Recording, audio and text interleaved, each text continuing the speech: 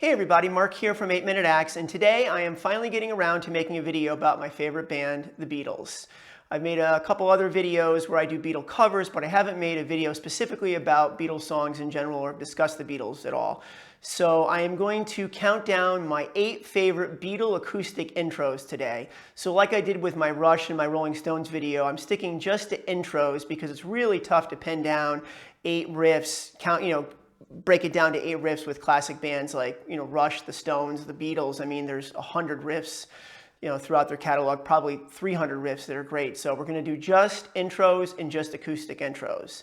Also, I want to thank everyone for the support lately. I really appreciate the comments. I have responded, I believe, to every comment.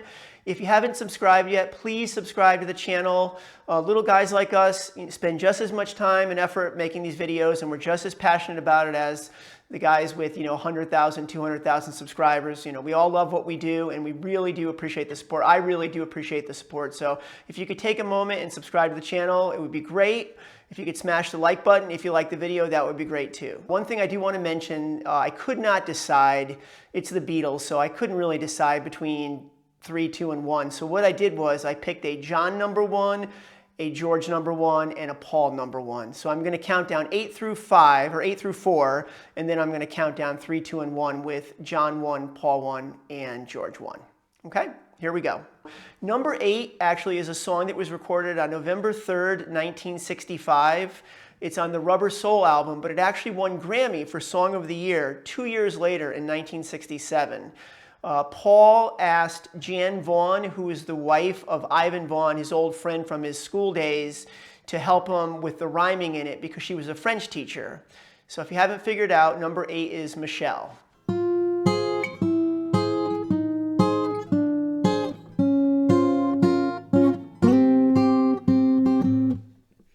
Okay, so coming in at number 7 is a song that Paul originally titled Auntie Jen's Theme because it was his aunt's favorite Beatles song, at least up to that time.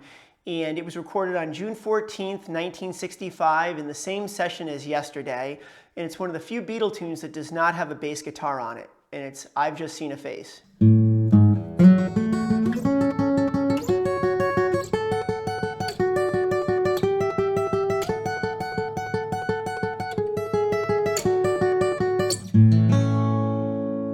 Great intro there. All right, coming in at number 6 is a song that was recorded on October 6, 1964. And this is a cool story here. Exactly 2 years before Paul was recording I've Just Seen a Face and Yesterday, on June 14, 1963, he was pulled over for speeding for the 3rd time that year, and he received a 1-year suspension of his license. So he was forced to have a chauffeur, must be tough, to have a chauffeur drive him around. And one of his chauffeur's favorite things to say was, I've been working 8 days a week. So a lot of people think that it's a Ringo-ism, but it's not. It was actually from Paul's chauffeur when he lost his license for a year. It's also one of the few songs, or the first pop songs, to feature a fade in. And at number 6 is 8 Days a Week.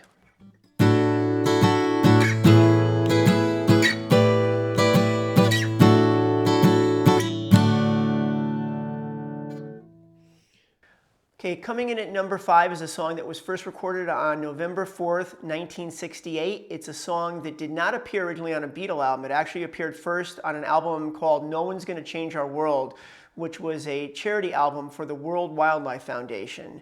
And this is a song that John called the best lyrics song that he ever wrote, and it's Across the Universe.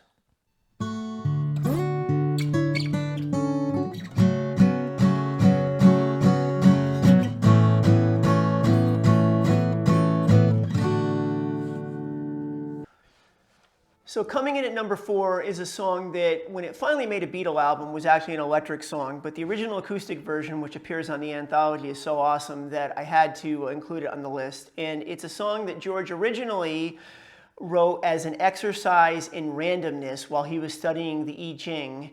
And it is also a song about the disharmony that was going on in the Beatles at the time as they were, in the early stages of their breaking up. And it's While My Guitar Gently Weeps.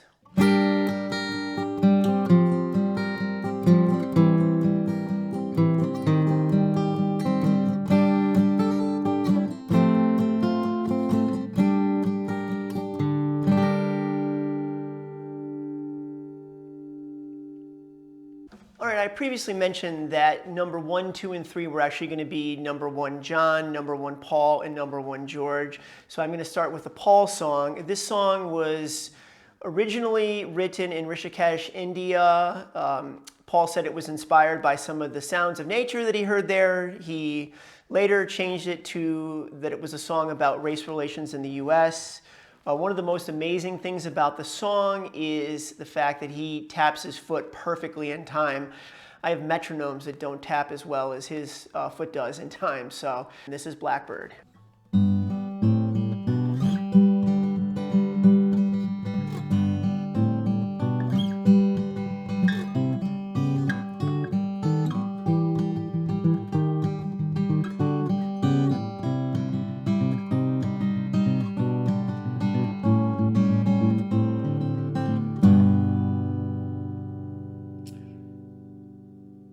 So my number 1 John song is a song that John wrote about an affair he had.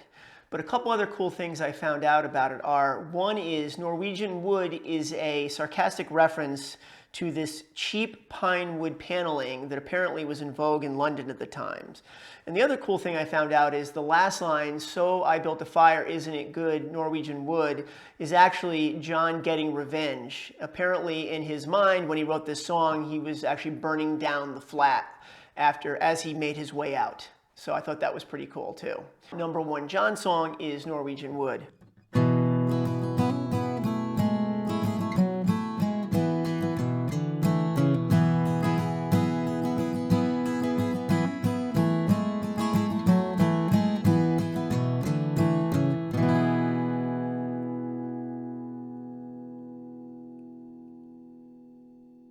And my number 1 George song is a song that George famously wrote in the garden of Eric Clapton's mansion of Surrey in April of 1969. They originally recorded it in July and August of '69 for the Abbey Road sessions. And another cool thing I found out is apparently April of 1969 was the sunniest month that London experienced in all of the 1960s. I don't know if that's true or not, but I read that. So, and again, coming in at number 1 George is Here Comes the Sun.